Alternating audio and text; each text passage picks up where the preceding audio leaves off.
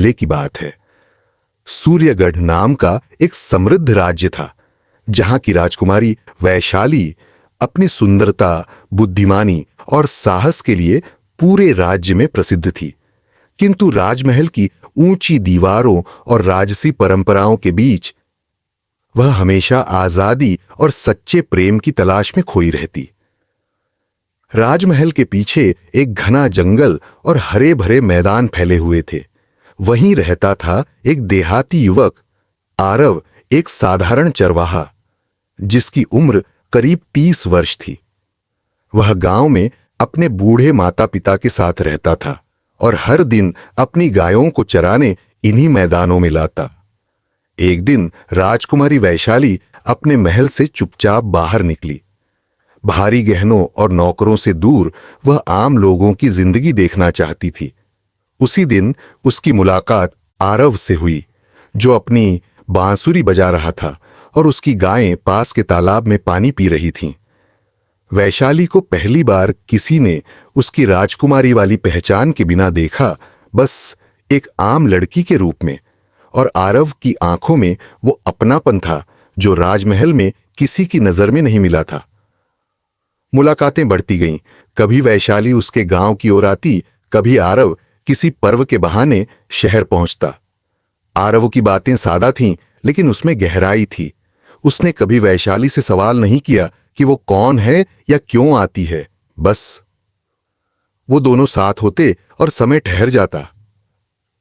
पर महलों की दीवारें कब तक रहस्य छुपा पाती। एक दिन महल के सैनिकों ने वैशाली को आरव के साथ देख लिया। खबर राजा तक पहुंची। गुस्से में तमतमाए राजा ने आरव को बंदी बना लिया और उसकी सजा तय की।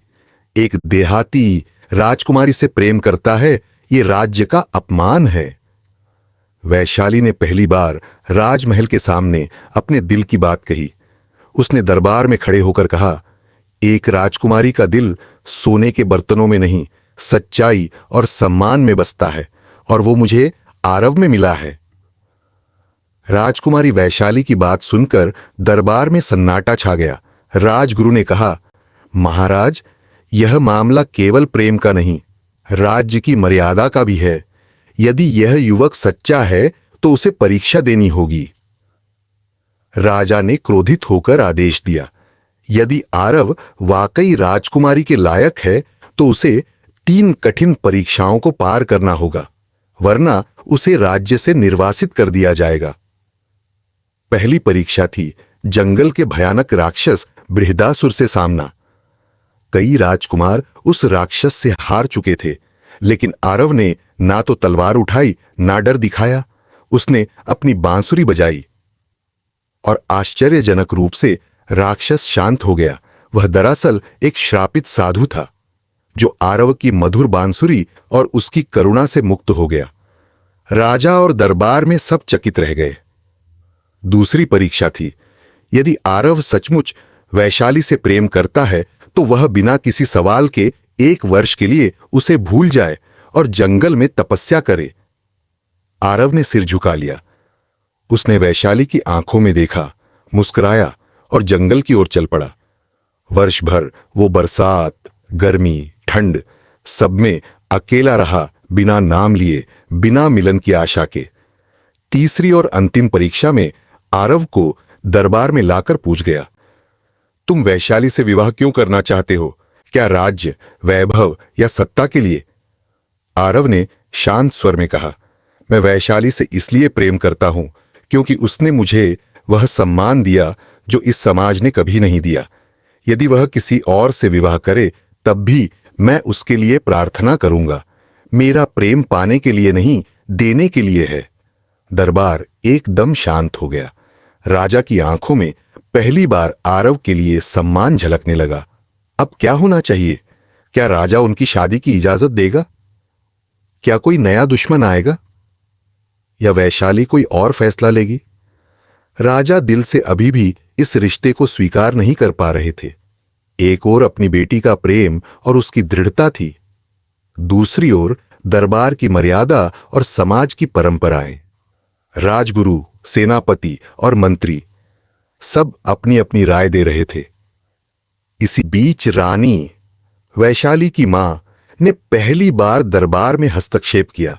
उन्होंने कहा, राजा जी, यदि आपने कभी अपनी बेटी की आंखों में देखा होता तो जान जाते कि वहां डर नहीं, प्रेम है, और प्रेम वह है जो एक राजा को भी झुका सकता है। राजा पहली बार मौन हो गए। जब सब कुछ ठीक लगने लगा था, तभी अचानक राजमहल में एक हादसा हुआ। राजकुमारी वैशाली को जहर दिया गया। कोई उसे मिटाना चाहता था। राजमहल में हड़कंप मच गया। वैद्यों ने कहा, यदि अगले चंद घंटों में दुर्लभ हिमगिरी बूटी नहीं लाई गई तो राजकुमारी नहीं बचेगी। वही बूटी केवल कालगिरी पर्वत की चोटी पर मिलती थी, जहां जाने का साहस अब तक किसी ने नहीं किया था। आरव बिना कुछ सोचे दौड़ पड़ा। बर्फ, तूफान, भेड़िए, सबका सामना करते हुए आरव 3 दिन तक लगातार चढ़ता रहा। उसकी उंगलियां कट गईं, पैरों से खून बहा, पर उसकी आंखों में बस वैशाली की छवि थी।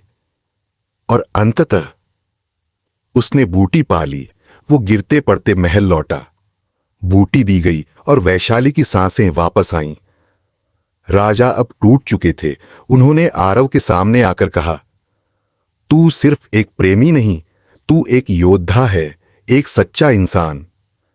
आज से तू मेरा बेटा है और मैं अपनी बेटी का हाथ तुझे सौंपता हूं।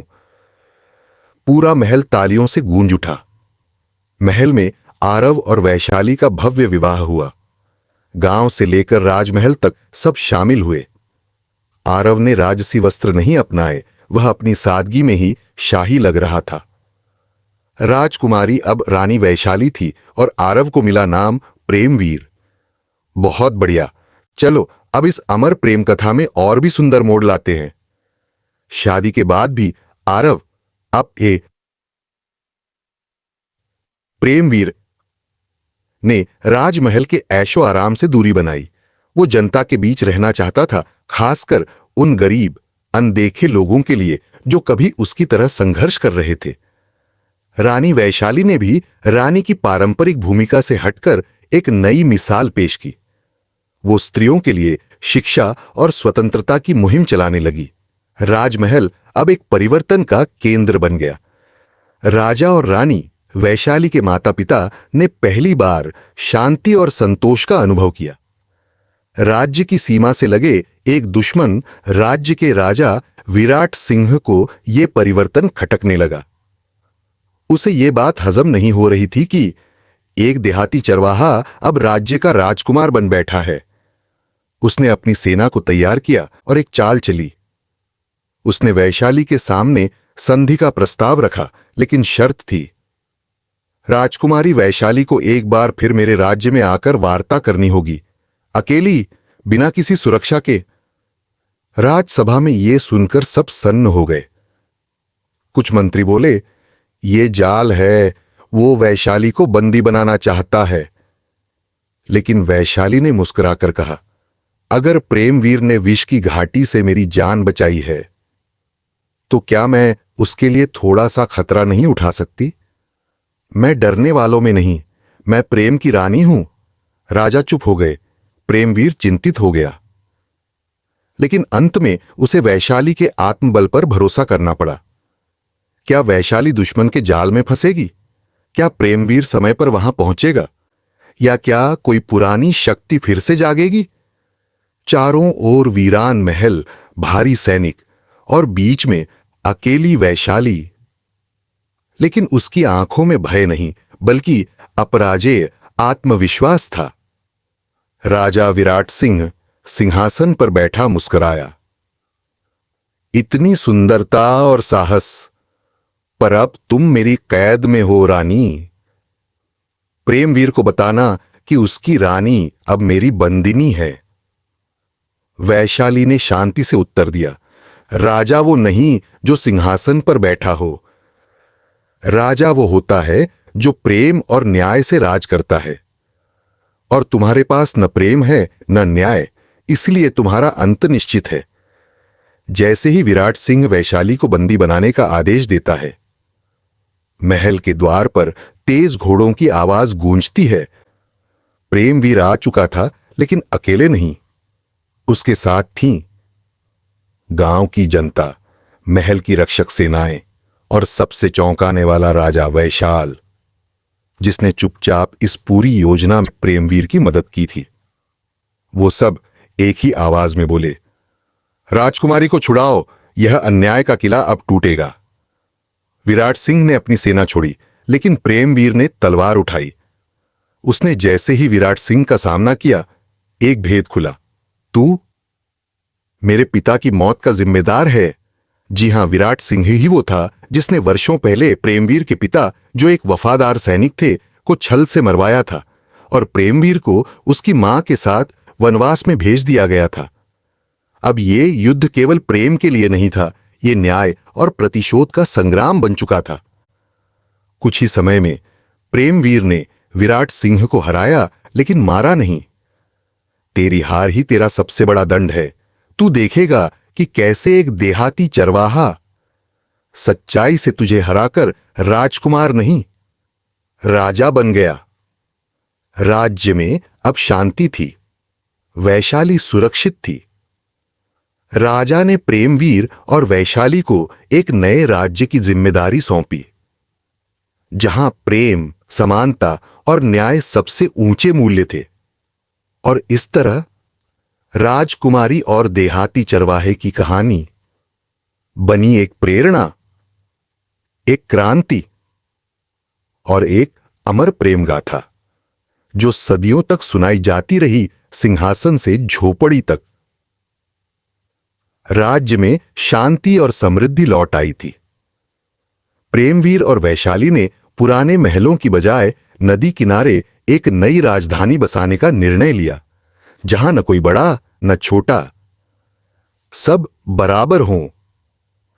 राज्य का नाम रखा गया साम्यलोक, यानी समानता की भूमि। वैशाली ने स्त्रियों के लिए विशेष विद्यालय खोले, जहां गांव की लड़कियां शिक्षा पा सकें, रानियों की तरह सोच सकें और समाज को बदल सकें। वो खुद जाकर कक्षाओं में बैठती, कहानियां सुनाती और हर बच्ची से एक ही वादा करवाती, तुम्हारे पास ताज नहीं, लेकिन सपनों का हक है, उसे कभी खोने मत देना। प्रेमवीर अब तलवार नहीं, बांसुरी उठाता था। वो लोगों के बीच जाकर उन्हें उम्मीद, मेहनत और एकता का संदेश देता।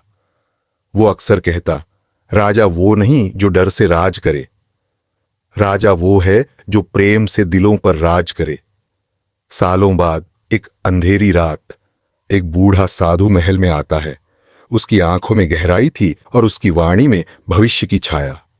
उसने वैशाली को देखा और बोला, तुम्हारा राज्य बहुत सुंदर है रानी, लेकिन आने वाले समय में तुम्हारे वंश को एक बार फिर एक देहाती की संतान ही बचाएगी और यह कहानी फिर दोहराई जाएगी। वो मुस्कुराया और धुएं में बदल गया, बिना कोई और बात कहे। क्या वैशाली के वंशज को कोई संकट आने वाला है? क्या प्रेमवीर और वैशाली की तरह फिर कोई प्रेम कहानी इतिहास बदलेगी? राजकुमारी और देहाती चरवाहा की ये गाथा अभी भी पूरी नहीं हुई है। ये अब एक वंश की कथा बन चुकी है, जहां हर पीढ़ी को अपनी परीक्षा देनी होगी। अगर चाहो तो इस कहानी की नेक्स्ट जनरेशन पर आधारित सीक्वल भी शुरू कर सकते हैं, एक नए चरवाहे और राजकुमारी के साथ, जो इस पुरानी दास्तान को फिर से जिंदा करे। साम्यलोक अब एक समृद्ध राज्य था। वैशाली और प्रेमवीर के बेटे का नाम था आरव, एक गंभीर, विद्वान और शांत स्वभाव का राजकुमार। परंतु आरव को राजकाज में कोई रुचि नहीं थी। वो अक्सर छुपकर जंगलों में चला जाता, अकेले बांसुरी बजाता या पक्षियों से बातें करता। राज्य के लोग उसे बावरा राजकुमार कहते थे। एक गांव था रुद्रवन, वहीं रहती थी एक सुंदर साहसी लड़की धरा। धरा एक चरवाहिन थी, जिसने बचपन में ही माता पिता खो दिए थे। उसने अपने दम पर जानवरों को पाला, खेत जोते और गांव वालों की मदद की। पर एक रहस्य था। धरा को सपने आते थे, एक चमकती तलवार, एक उखड़ती हुई राजगद्दी और एक राजकुमार जो उसे धरा नहीं बल्कि देवी कहता है। एक दिन जंगल में दोनों की मुलाकात हुई। आरव बांसुरी बजा रहा था और धरा अपने भटके हुए बछड़े को ढूंढ रही थी। धरा, राजकुमार जी, ये जंगल तुम्हारा नहीं, यहां जानवर और ग्वाले रहते हैं। आरव मुस्कुराया। मैं कोई राजा नहीं, मैं भी बस एक भटका हुआ बछड़ा हूं। और यहीं से शुरू हुई नई प्रेम कहानी। धरा के सपनों में अब कोई साधु आने लगा था, जो कहता, अगर तुमने आरव से प्रेम किया तो तुम्हें अपने पूर्वजों का शाप भी उठाना होगा।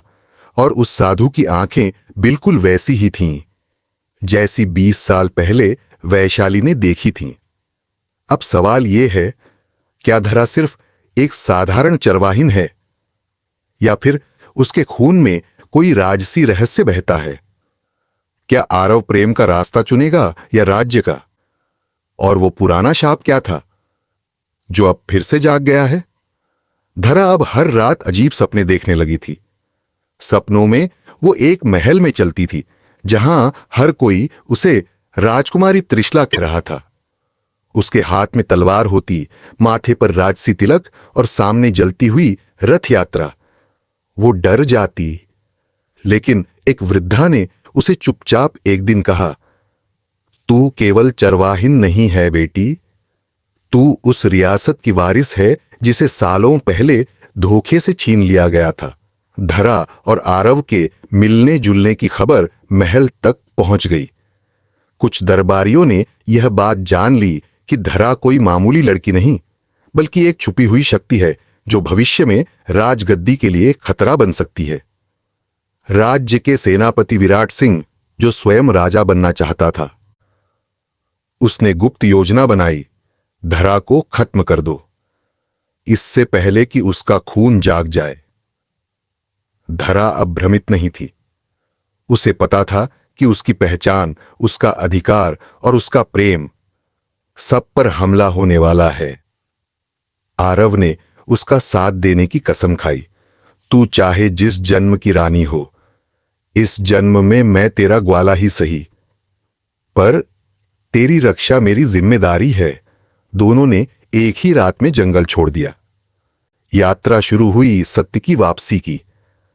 आरव की दादी ने, जो अब मौन व्रत में थीं, एक रात संकेत दिया एक पुराने गुप्त तहखाने की ओर। वहां धरा को मिला एक प्राचीन तिलक पट्टा जिस पर अंकित था, सिंहासन खाली करो, त्रिशला लौट आई है। और उसी जगह से उठी एक चमकदार तलवार जो सिर्फ धरा के स्पर्श से जागी। धरा का राज, आरव का प्रेम और एक राज्य की पुनर्रचना। क्या आप तैयार हैं अगले भाग के लिए, जहां महल में विद्रोह होगा, तलवारें खींचेंगी और एक राजकुमारी और देहाती चरवाहा मिलकर इतिहास को फिर से लिखेंगे? राजमहल में अब माहौल गर्म था। सेनापति विराट सिंह को खबर मिल चुकी थी कि धरा ने शक्ति तलवार को छूकर सिंहासन पर अधिकार जताया है। वो भड़क उठा, एक चरवाहिन, चाहे रानी की बेटी हो या राक्षसी की, मैं किसी को भी सिंहासन नहीं लेने दूंगा। उसने अपने सैनिकों को आदेश दिया, धरा और आरव को जिंदा मत लाना। पर आरव और धरा अकेले नहीं थे। गांव वालों ने, जिन्हें धरा ने हमेशा सहारा दिया था, अब एकजुट होकर खड़े हो गए। हमारी बेटी को अगर कोई छुएगा तो पहले हमारे सीने से होकर जाएगा। बूढ़े, बच्चे, औरतें सब तैयार थे। गांव बन गया था किला, और आरव धरा की कहानी बन गई थी आंदोलन। धरा ने महल में प्रवेश किया। सेनापति विराट सामने खड़ा था, तलवार लिए। उन दोनों की भयंकर लड़ाई हुई। तलवारें टकराईं, खून बहा, चक्रव्यूह टूटे। आखिर में धरा ने तलवार विराट के गले तक ला दी, लेकिन नहीं मारा। जिसने अन्याय किया है उसका न्याय राज्य करेगा, मैं नहीं। वहां खड़े सभी सैनिकों ने सिर झुका लिया। सभा बुलाई गई। राजा प्रेमवीर, जो अब वृद्ध हो चुके थे, ने कहा, धरा, तू इस राज्य की रानी बनने के लिए योग्य है। धरा मुस्कुराई, फिर कहा, मुझे राज नहीं चाहिए। मुझे बस वो गांव वापस चाहिए, वो बछड़ा जो खो गया था, और वो ग्वाला जो मेरी बांसुरी सुनता था। पूरा दरबार स्तब्ध। आरव आगे बढ़ा और कहा, तो चलो धरा, रानी बन के नहीं, राह बन के चलो हर बेटी के लिए जो अपने हक की तलाश में है। धरा और आरव ने सिंहासन ठुकरा दिया। राज्य के नए राजा बने एक सामान्य न्याय प्रिय युवक, जिसे धरा ने खुद चुना, और धरा आरव ने साथ में एक विद्याग्राम बसाया, जहां हर लड़की तलवार, शिक्षा और आत्मसम्मान सीखती थी। लोगों ने कहा, वो रानी नहीं बनी, पर हर रानी उसी के रास्ते पर चलती है। धरा और आरव अब वृद्ध हो चले थे। उनका विद्याग्राम अब एक प्रशिक्षण स्थल बन चुका था, जहां दूर दूर से लड़कियां और लड़के स्वाभिमान, शिक्षा और सुरक्षा की कला सीखने आते। उनके बेटे का नाम था वीरांश और बेटी आरुषि। वीरांश शांत और गंभीर स्वभाव का था, पर तलवार चलाने में निपुण। आरुषि अपने माता पिता जैसी तेजस्विनी थी, कहानी लिखती, बच्चों को पढ़ाती और नई कहानियों की रचयिता बन चुकी थी। एक रात आरुषि को एक सपना आया। एक पुराना महल, एक बंद कमरा और एक टूटी हुई बांसुरी की आवाज। सुबह उसने धरा से पूछा, मां, क्या काली पर्वत का राज अब भी खुला नहीं? धरा चुप रही। आरव ने कहा, वो रहस्य अब तुम्हारे हाथों खुलना है आरुषि, क्योंकि हर राज को जानने का हक की कहानी सुनाने वाले को ही होता है। आरुषि और वीरांश ने मिलकर एक दल बनाया। उनके साथ थी एक साहसी चर्मकार की बेटी, एक पूर्व सैनिक का बेटा और एक दृष्टिहीन परंतु जादुई दृष्टि रखने वाली वृद्धा। काली पर्वत पहुंचना आसान नहीं था।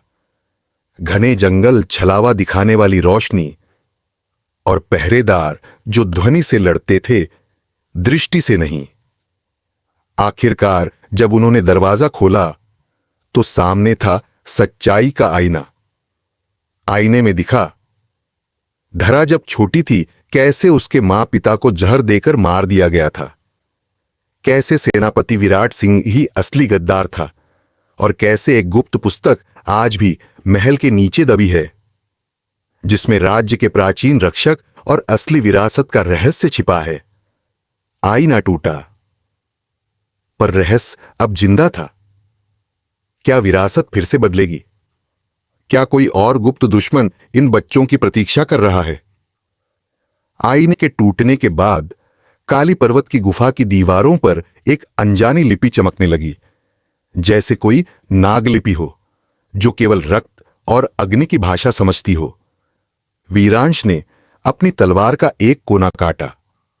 रक्त की बूंद जैसे ही उस लिपि पर गिरी, दीवार हिलने लगी।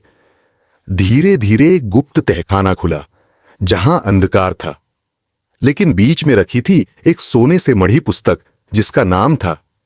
जैसे ही आरुषि ने पुस्तक उठाई, एक विशाल काला सर्प प्रकट हुआ, आंखें अंगारे सी लाल, फन पर राजमुद्रा का निशान।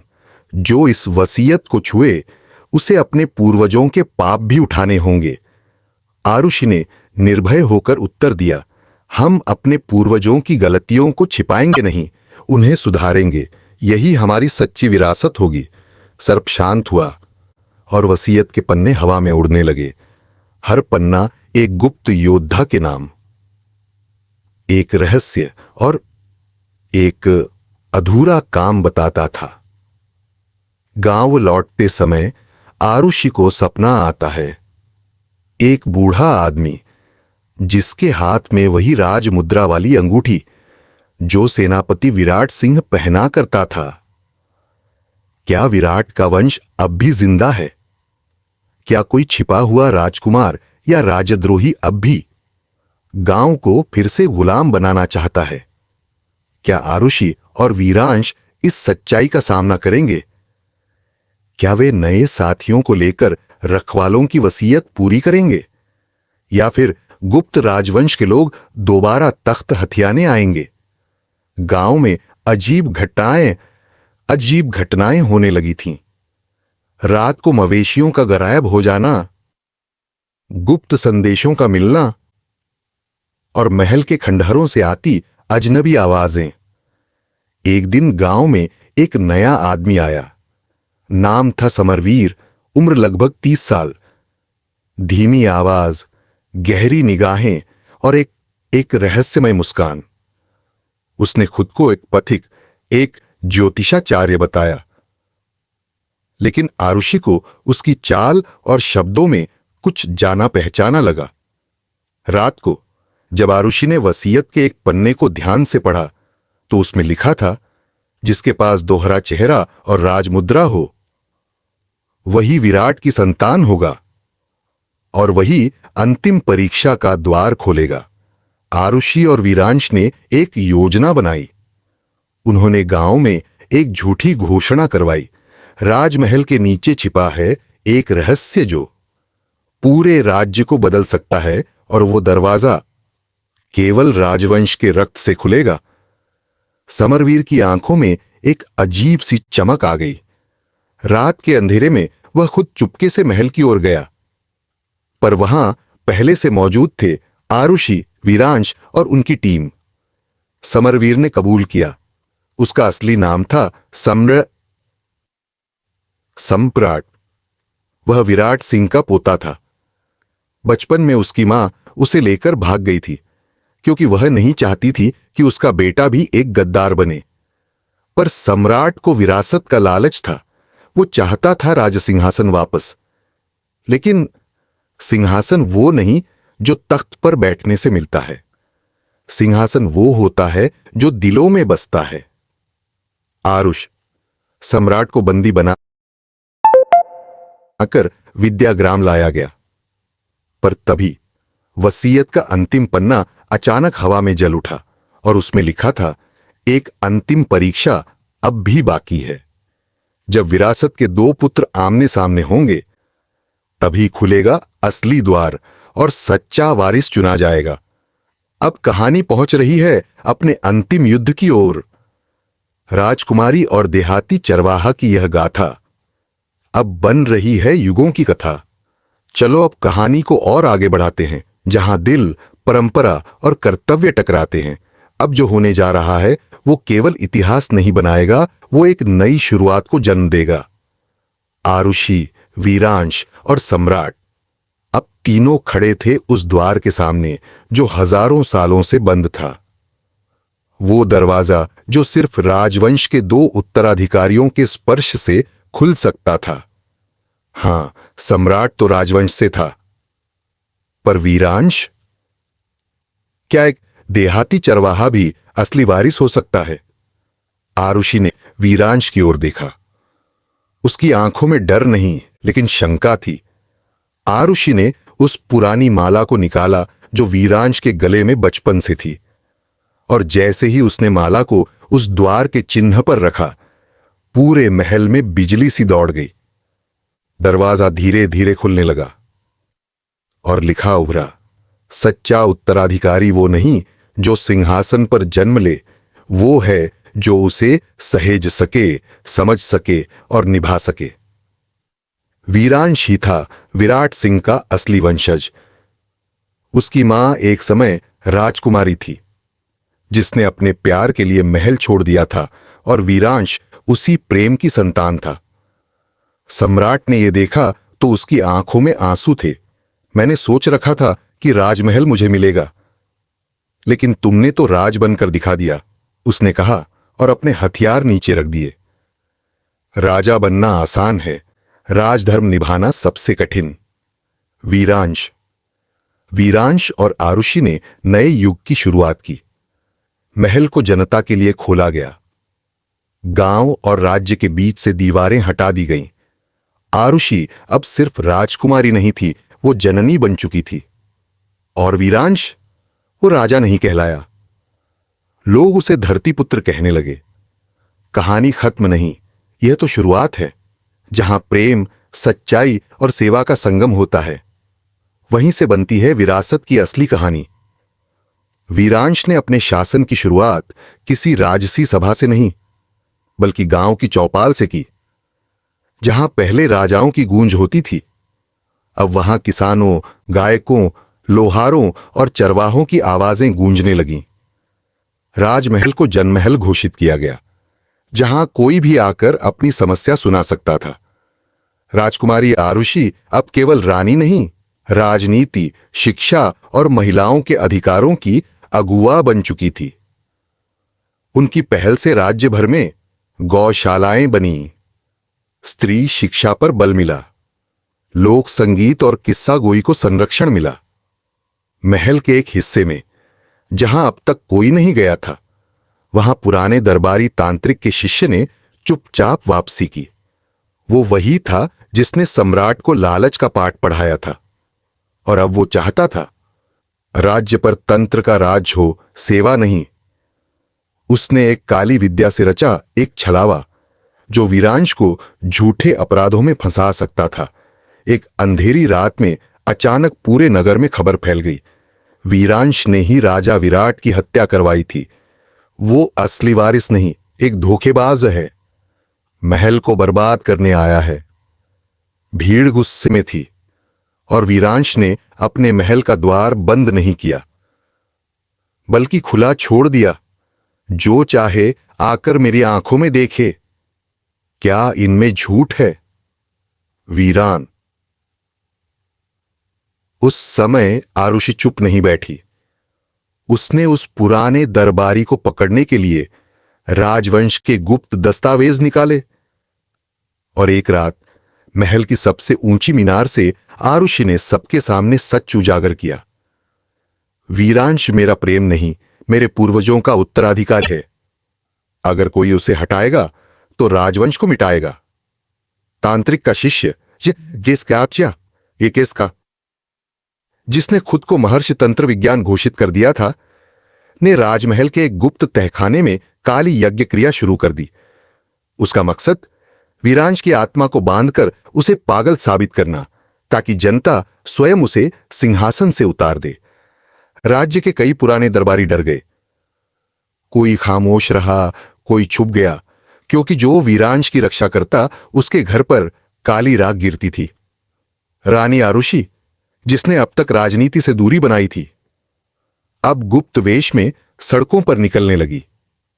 वो अपने पूर्वजों की एक आखिरी पुस्तक खोज रही थी, जिसमें लिखा था, यदि किसी समय राजवंश को छल से हटाने की कोशिश की जाए तो एक निशान प्रकट होगा जो सत्य और मिथ्या में फर्क कर सकेगा।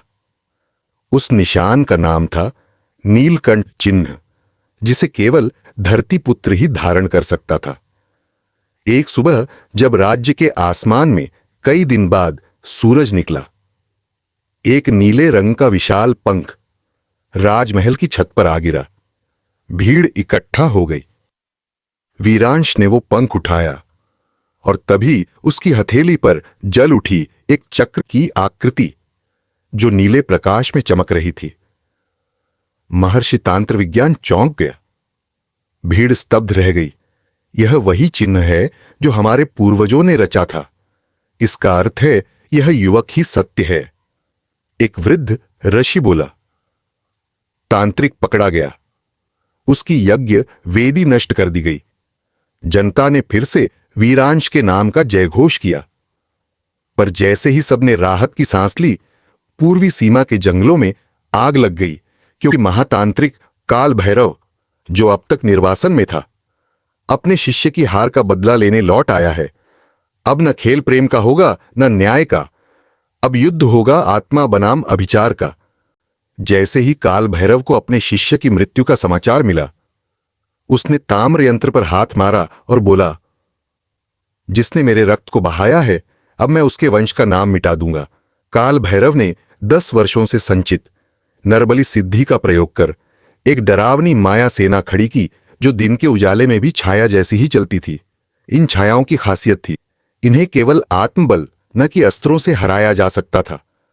आरुषि को याद आया, उनके पूर्वजों ने एक बार सिद्धवट वन में एक संत से शिक्षा ली थी, जो माया को सत्य में बदल सकते थे। आरुषि और वीरांश ने तय किया, उन्हें वही मार्ग अपनाना होगा। वे चल पड़े, वीरांश के साथ केवल एक बांसुरी, एक हल्की तलवार और दिल में विश्वास। रास्ते में उन्हें मिले एक अंधी साध्वी जो भविष्य देख सकती थी, एक लंगड़ा कवि जो युद्ध गीत रचता था, और एक चुप गाय जिसके माथे पर नीले त्रिशूल का निशान था। ये तीनों कोई सामान्य प्राणी नहीं थे। ये तीनों पूर्व जन्मों में शापित योद्धा थे जो अब जाग चुके थे। राज्य की सीमाओं पर माया सेना ने हमला बोल दिया। जनता डरकर भागने लगी। राजा राजकुमार भी भ्रमित हो गए। उनके अस्त्र छाया पर असर नहीं कर रहे थे। तभी वीरांश ने बांसुरी उठाई जिसे ग्वालों का वंशज बजा सकता था। उसने नवपथ राग बजाया और अचानक सभी छायाएं थर थर कांपने लगीं और अंधकार फटने लगा। आरुषि ने उसी पल प्राचीन मंत्र पढ़ा, सत्यम शिवम सुंदरम, और अग्नि की एक रेखा ने, काल भैरव ने अब खुद मानव रूप लिया। काले वस्त्र, जटाएं, जलती आंखें और हाथों में एक त्रिशूल जिसमें 3 हड्डियों की छाया लिपटी थी। उसने कहा, तुमने मेरे भ्रम को तोड़ा, अब मैं स्वयं बनूंगा विनाश। अब युद्ध है। एक तरफ मंत्र, बांसुरी और विश्वास, दूसरी तरफ अभिचार, अंधकार और बलि। अब बताओ, क्या वीरांश और आरुषि की ये आखिरी परीक्षा है, या क्या उनके भीतर छिपा कोई पूर्व जन्म का रहस्य इस महायुद्ध को पलट देगा? धरती कांप रही थी, आकाश काला पड़ चुका था, लेकिन वीरांश, अपने गांव का साधारण सा ग्वाला, अब शांत चेहरे के साथ बांसुरी बजा रहा था। बांसुरी की धुन ना वीर थी ना भयानक, वो थी निर्मल, पवित्र और शुद्ध प्रेम से भरी।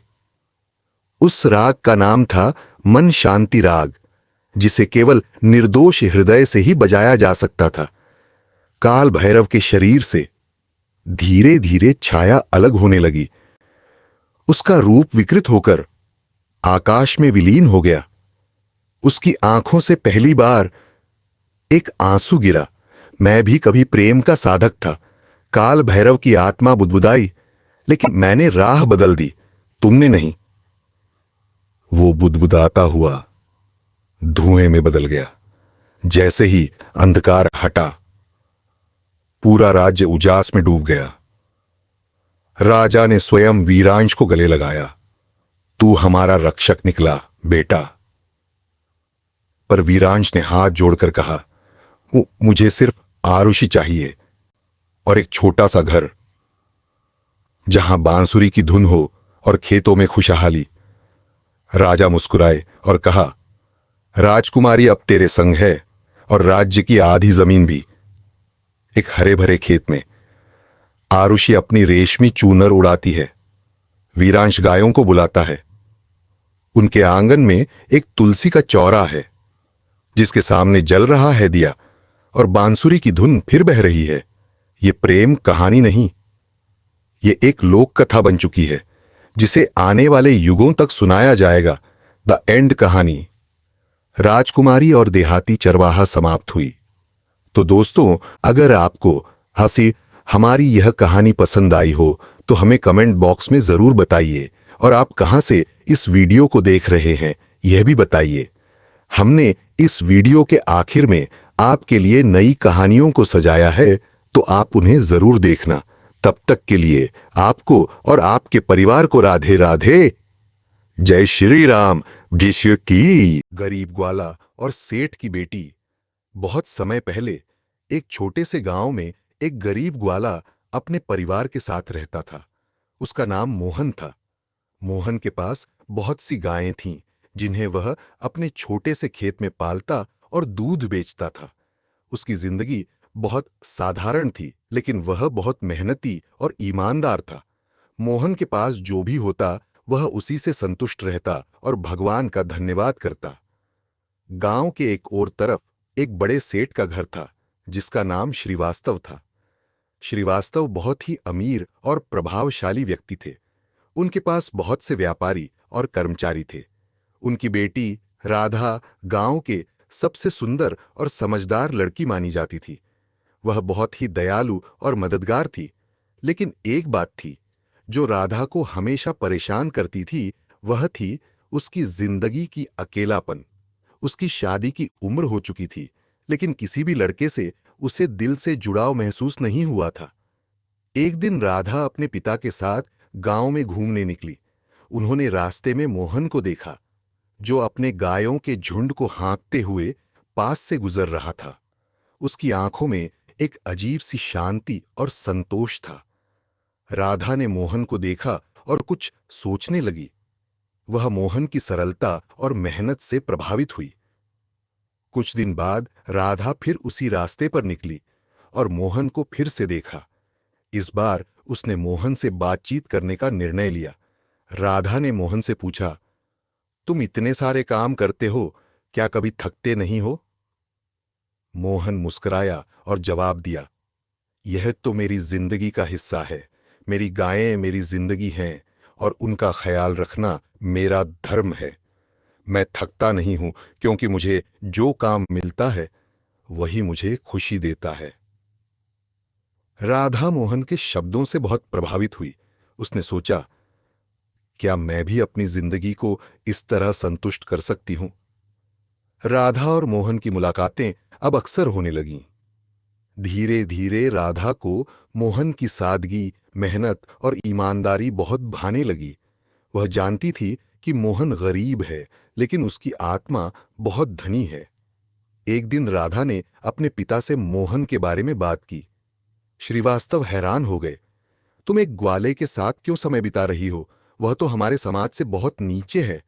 लेकिन राधा ने अपने पिता से कहा, पापा, मैं मानती हूं कि मोहन का दिल सबसे बड़ा है। उसकी मेहनत और ईमानदारी की कोई कीमत नहीं है। मुझे लगता है कि मैं उसे अपने जीवन साथी के रूप में चुन सकती हूं। श्रीवास्तव को यह बात स्वीकार करना कठिन था, लेकिन राधा की दृढ़ता और उसकी सोच ने उन्हें सोचने पर मजबूर किया। उन्होंने कहा, अगर तुम सच में मोहन को पसंद करती हो तो मैं तुमसे यही कहूंगा कि वह तुम्हारे दिल की सुनो। लेकिन याद रखना, समाज और परिवार को इसे समझाना आसान नहीं होगा। राधा ने अपनी सोच में दृढ़ रहते हुए मोहन से विवाह का प्रस्ताव दिया। मोहन चौंक गया, क्योंकि उसने कभी सोचा भी नहीं था कि एक सेठ की बेटी उसे पसंद कर सकती है। लेकिन राधा के प्यार और सच्चाई को देखकर उसने भी स्वीकार किया। शादी के बाद राधा ने मोहन के साथ गांव में ही रहकर खेतीबाड़ी और गायों का ख्याल रखना शुरू किया। दोनों ने मिलकर न केवल एक खुशहाल परिवार बनाया, बल्कि गांव के लोगों के लिए भी एक प्रेरणा बने। वे हर रोज मेहनत करते, लेकिन साथ में संतोष और प्यार भी महसूस करते। समय के साथ राधा ने अपने पिता को भी समझाया कि असली धन केवल धन दौलत में नहीं, बल्कि ईमानदारी, मेहनत और सच्चे प्रेम में है। श्रीवास्तव ने धीरे धीरे यह समझा और उन्होंने मोहन और राधा को अपने आशीर्वाद दिए। उन्होंने मोहन को कुछ जमीन और गायें भी दी, ताकि वह और राधा अपना जीवन अच्छे से जी सके। वह कहानी गांव में एक आदर्श बन गई। गांव के लोग अब समझते थे कि प्यार और सच्चाई कभी भी धन या जाति से ऊपर होते हैं। मोहन और राधा का जीवन इस बात का प्रतीक बन गया कि अगर दिल सच्चा हो तो किसी भी बंधन से परे जाकर असली खुशियां पाई जा सकती हैं। शादी के बाद मोहन और राधा का जीवन सरल और खुशहाल था। हालांकि उन्हें अपनी शुरुआत के दिनों में कई कठिनाइयों का सामना करना पड़ा। राधा को शुरू में अपने नए जीवन की आदत डालने में मुश्किलें आईं। वह एक समृद्ध परिवार से थी, जहां हर सुख सुविधा उपलब्ध थी, लेकिन अब उसे एक छोटे से घर में रहकर हर काम खुद करना पड़ता था। लेकिन राधा ने हार नहीं मानी। उसने मोहन के साथ मिलकर अपना जीवन और भी बेहतर बनाने की पूरी कोशिश की। वह गायों की देखभाल करने लगी, बागवानी में मदद करने लगी और खेतों में काम करने के लिए अपने हाथों को गंदा करने से नहीं डरती थी। धीरे धीरे राधा को महसूस हुआ कि सच्ची खुशी इन सभी साधारण कामों में है, जो उसने पहले कभी अनुभव नहीं किए थे। वहीं मोहन ने राधा को न केवल प्यार दिया, बल्कि उसे अपनी जिंदगी की सच्चाई भी सिखाई। वह उसे बताता, जीवन में कोई भी काम छोटा या बड़ा नहीं होता। हमारी मेहनत ही हमें हमारे सपने और सुख देती है। समय के साथ उनका परिवार और गांव दोनों प्रॉस्पर होने लगे। मोहन और राधा के सामूहिक प्रयासों से उनकी गायों की संख्या बढ़ने लगी, खेतों में पैदावार भी बेहतर हो गई और उनके पास जमीन भी बढ़ गई। राधा ने गांव की महिलाओं को अपने काम में शामिल किया और उन्हें खेती और गायों की देखभाल में मदद करने के लिए प्रोत्साहित किया। इस तरह राधा और मोहन ने गांव में महिलाओं के लिए एक नई दिशा बनाई।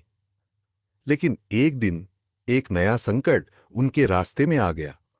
गांव के पास एक बड़ा व्यापारी आया जिसने मोहन की जमीन और गायों को खरीदने का प्रस्ताव दिया।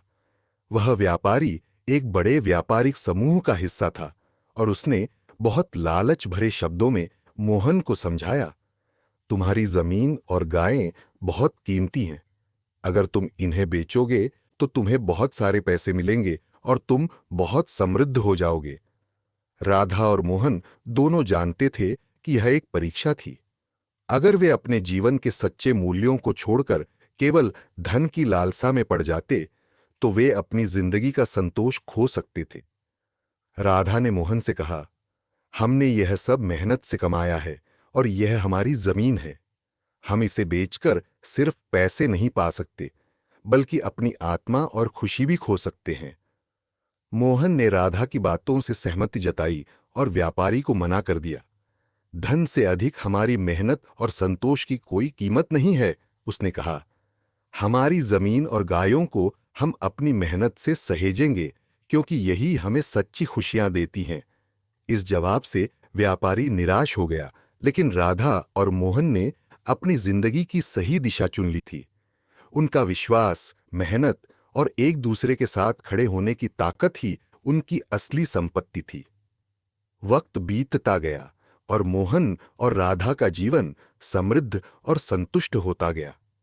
उन्होंने अपने गांव के बाकी लोगों को भी यह सिखाया कि अगर हमें अपनी जिंदगी में खुश रहना है तो हमें अपनी मेहनत, ईमानदारी और सच्चाई को कभी नहीं छोड़ना चाहिए। राधा और मोहन के आदर्शों ने गांव के लोगों को यह दिखाया कि असली सुख किसी बाहरी चीज में नहीं, बल्कि अपने कर्मों में है। उनकी जिंदगी अब सिर्फ उनके लिए नहीं, बल्कि गांव और आसपास के लोगों के लिए भी एक प्रेरणा बन चुकी थी। वे दोनों यही मानते थे कि प्यार और मेहनत ही असली संपत्ति है और यही संपत्ति हर किसी के पास होनी चाहिए। राजा और सेठ जैसे अमीर लोग अब मोहन और राधा के मार्गदर्शन की तलाश करने आने लगे। वे जानना चाहते थे कि सच्ची समृद्धि का क्या राज है। राधा और मोहन ने हमेशा यही कहा, सच्ची समृद्धि दिल में है। अगर आप सही रास्ते पर चलें और सच्चाई से न डिगें तो कोई भी चुनौती आपको हारने नहीं दे सकती।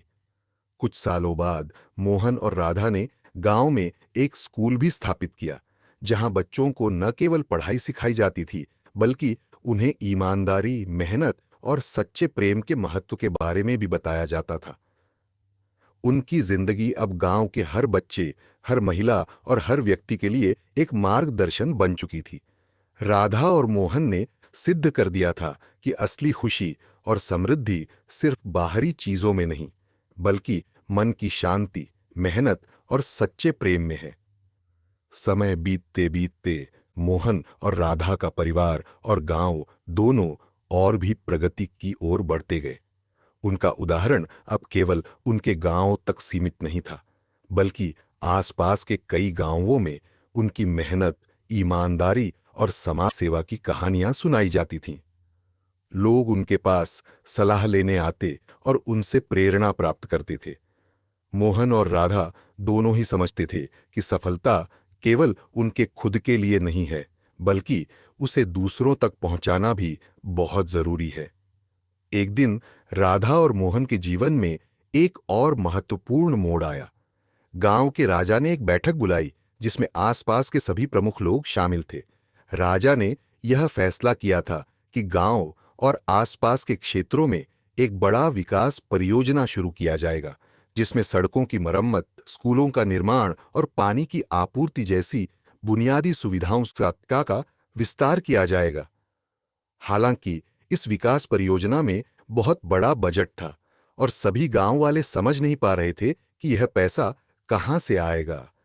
राजा ने कहा, हम इस परियोजना के लिए धन जुटाने के लिए बड़े व्यापारियों से ऋण लेंगे।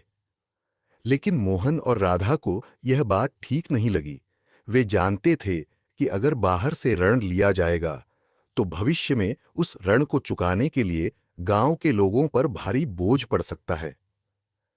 एक दिन राधा ने राजा से मुलाकात की और उससे कहा, राजा जी, हम अपने गांव के विकास के लिए ऋण लेने की बजाय अगर हम अपनी मेहनत और संसाधनों का सही तरीके से उपयोग करें तो यह परियोजना बिना किसी बाहरी ऋण के पूरी हो सकती है। हमें अपनी सामूहिक शक्ति को समझने की जरूरत है। राजा ने राधा की बात को ध्यान से सुना और उसकी सोच से प्रभावित हुआ। वह जानता था कि राधा और मोहन के पास अपनी भूमि और संसाधनों का बहुत अच्छा ज्ञान है। राजा ने राधा और मोहन से इस योजना को विस्तार से समझाने के लिए कहा। राधा और मोहन ने एक रणनीति बनाई। उन्होंने गांव के सभी किसानों, कारीगरों और अन्य समुदायों को एक साथ लाकर एक ऐसा कोऑपरेटिव बनाने का प्रस्ताव रखा जो सामूहिक रूप से विकास कार्यों में योगदान दे सके। गांव के लोग अपने उत्पादों को मिलाकर बेचने का फैसला करते हैं और उसकी आय से आवश्यक निर्माण कार्यों के लिए धन जुटाया जाएगा।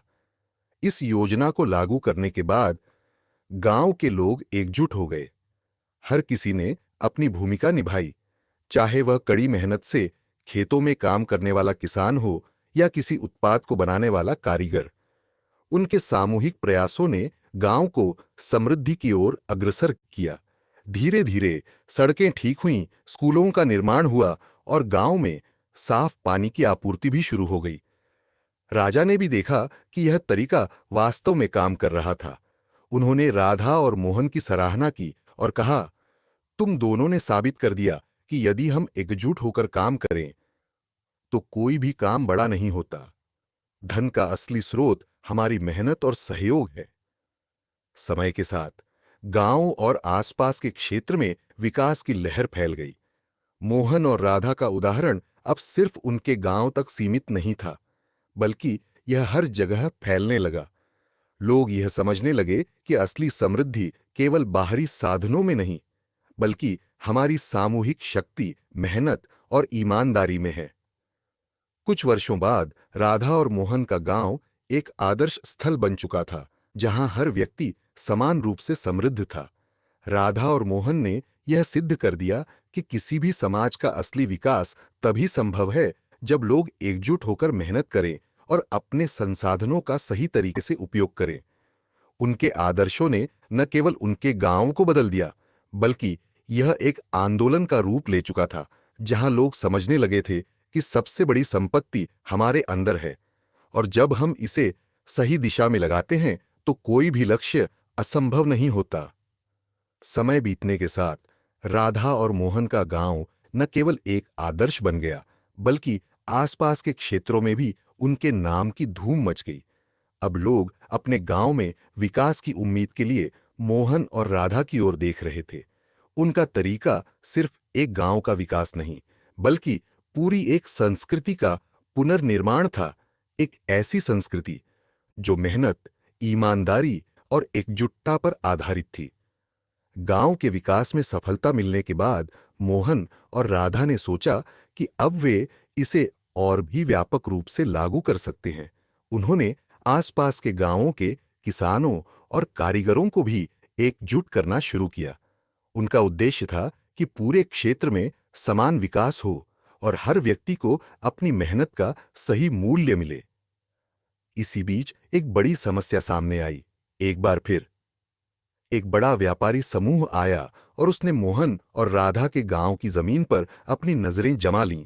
इस बार व्यापारियों का उद्देश्य था गांव के प्राकृतिक संसाधनों का दोहन करना। उन्होंने गांव के लोगों को लालच दिखाना शुरू किया और कुछ तो यह भी कहने लगे कि अगर वे अपने खेतों और जंगलों को व्यापारियों के हवाले कर देंगे तो उन्हें बहुत बड़े मुनाफे का हिस्सा मिलेगा। गांव के कुछ लोग भ्रमित हो गए और यह सोचने लगे कि क्या व्यापारियों का प्रस्ताव सच में फायदेमंद हो सकता है। लेकिन मोहन और राधा ने जल्द ही इसका विरोध किया। राधा ने गांव के लोगों से कहा, हमने जो कुछ भी हासिल किया है वह हमारी मेहनत और सच्चाई से है। हमारे गांव में जो बाग बगीचे, खेत और जंगल हैं, वे हमारे जीवन का हिस्सा हैं। यदि हम उन्हें बेच देंगे तो हमारे पास क्या रहेगा? केवल पैसे। लेकिन हमारी पहचान और संस्कृति खो जाएगी। मोहन ने भी कहा, हमने कभी किसी को अपनी मेहनत का फल बेचने नहीं दिया। अगर हम इस व्यापारिक लालच का हिस्सा बनते हैं तो हम अपनी आत्मा को बेच देंगे। हम अपने गांव की परंपराओं और संस्कृति को बचाने के लिए किसी भी कीमत पर यह व्यापारिक प्रस्ताव नहीं स्वीकार करेंगे। उनके दृढ़ निश्चय और सच्चाई से गांव के लोग फिर से एकजुट हो गए। वे जानते थे कि अगर वे बाहरी दबाव में आकर अपनी जमीन बेच देंगे तो उनकी सांस्कृतिक धरोहर और आत्मनिर्भरता खत्म हो जाएगी। गांव के सभी लोग मिलकर व्यापारियों का विरोध करने लगे। उन्होंने यह सुनिश्चित किया कि उनके गांव के प्राकृतिक संसाधनों का उपयोग केवल उन्हीं के भले के लिए होगा, न कि बाहरी लोगों के फायदे के लिए। आखिरकार व्यापारी समूह को यह समझ में आ गया कि गांव के लोग अब अपने अधिकारों के प्रति सजग हो गए थे। उन्होंने अपना प्रस्ताव वापस ले लिया। इस संघर्ष में गांव के लोगों ने एक बार फिर यह साबित किया कि जब तक वे एकजुट रहते हैं, कोई भी बाहरी ताकत उन्हें अपने पैरों तले कुचल नहीं सकती। राजा ने भी इस संघर्ष को देखा और कहा, मोहन और राधा ने एक बार फिर साबित किया कि असली ताकत लोगों में होती है। वे जब एकजुट होते हैं तो कोई भी शक्ति उन्हें हराने में सक्षम नहीं होती। कुछ समय बाद मोहन और राधा के गांव में एक बड़ा मेला आयोजित किया गया, जिसमें पूरे क्षेत्र से लोग आए। इस मेले का उद्देश्य गांव के विकास और समुदाय की शक्ति को मान्यता देना था। राधा ने इस मेले में एक खास भाषण दिया, जिसमें उसने सभी को यह समझाया कि असली धन और समृद्धि केवल बाहरी चीजों से नहीं आती, बल्कि हमारे अंदर की शक्ति, हमारी मेहनत और हमारे समुदाय की एकता में है। राधा ने कहा, हमारे गांव का विकास हमारी मेहनत, ईमानदारी और सामूहिक प्रयासों से हुआ है। जब हम एकजुट होते हैं तो हम किसी भी चुनौती का सामना कर सकते हैं। हमें कभी भी यह नहीं भूलना चाहिए कि असली ताकत हमारी एकजुटता में है। गांव के लोग इस संदेश से प्रेरित हुए और उन्होंने यह संकल्प लिया कि वे हमेशा अपने गांव और उसकी संस्कृति की रक्षा करेंगे। उन्होंने यह भी तय किया कि वे किसी भी बाहरी दबाव का सामना करेंगे और अपनी मेहनत से अपने गांव का विकास करेंगे। समय के साथ राधा और मोहन का गांव केवल एक आदर्श स्थल नहीं रह गया, बल्कि एक प्रेरणा का स्रोत बन गया। अब यह गांव न केवल अपने इलाके में बल्कि पूरे प्रदेश में प्रसिद्ध हो गया था। लोग यहाँ की सादगी, मेहनत और समाज की एकजुटता को देखने आते। राधा और मोहन के नाम अब एक प्रतीक बन चुके थे मेहनत, ईमानदारी और सामूहिकता के। उनकी कहानी अब तक हर दिल में बसी हुई थी और उन्होंने यह साबित कर दिया था कि सच्ची समृद्धि केवल बाहरी धन में नहीं, बल्कि आत्मनिर्भरता, एकता और सच्चाई में छिपी होती है। समय के साथ मोहन और राधा का गांव अब एक सशक्त उदाहरण बन चुका था। उनके संघर्ष, एकता और सच्चाई की कहानी अब दूर दूर तक फैल चुकी थी। आसपास के गांवों के लोग उनकी तरह अपने गांवों को आत्मनिर्भर और खुशहाल बनाने की कोशिश करने लगे थे। मोहन और राधा का नाम अब केवल उनके गांव तक सीमित नहीं रहा था, बल्कि यह एक प्रेरणा बन चुका था जो पूरे इलाके में फैल गई थी। गांव के लोग अब अपने संसाधनों का सही तरीके से उपयोग कर रहे थे।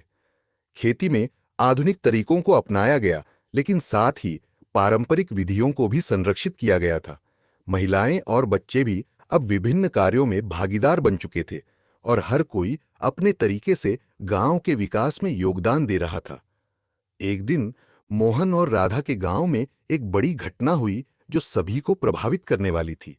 एक दूर दराज से एक नेता और समाज सेवी का दल आया, जो सरकारी योजनाओं और प्रोजेक्ट्स के लिए गांवों का दौरा करता था। यह दल मोहन और राधा के गांव की स्थिति को जानने आया था, क्योंकि वे चाहते थे कि गांव को और अधिक सुविधाएं दी जाएं। लेकिन राधा और मोहन ने यह महसूस किया कि ये योजनाएं कभी-कभी गांव की आत्मनिर्भरता को नुकसान पहुंचाती हैं।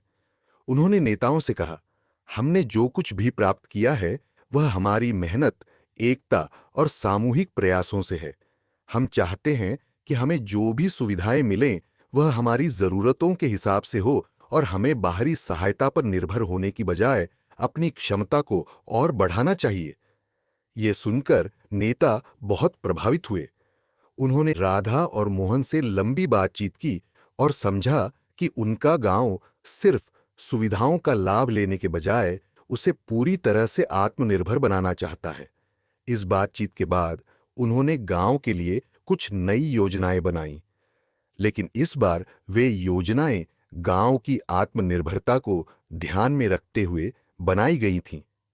गांव को अब शिक्षा, चिकित्सा और जल संरक्षण के क्षेत्र में नए विकल्प मिले, लेकिन सभी कार्य गांवों के संसाधनों और सामूहिक प्रयासों के आधार पर किए गए थे, जिससे गांव की आत्मनिर्भरता और मजबूत हुई। अब राधा और मोहन का गांव केवल एक उदाहरण नहीं था, बल्कि एक मॉडल बन चुका था जिसे अन्य गांवों के लोग भी अपनाने लगे थे। लेकिन जब यह सब चल रहा था, गांव के आसपास कुछ बड़ी चुनौतियां भी आ रही थीं। जलवायु परिवर्तन के कारण फसलें सही से नहीं हो रही थीं और कई जगह पानी की कमी महसूस हो रही थी। मोहन और राधा को यह समझ में आ गया कि अगर इस समस्या का समाधान नहीं किया गया तो यह पूरी प्रक्रिया को प्रभावित कर सकता है।